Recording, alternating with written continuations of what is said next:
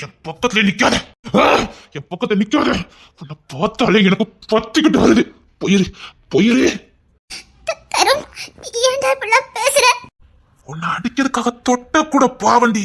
தருண், சரி தருண் அப்படிலாம் பேசாதேடா. தருண் அப்படி பேசாதேடா. இனிமேல் என் பின்னாடி இடியட்னு சொல்லிட்டு வந்த தொலைச்சு.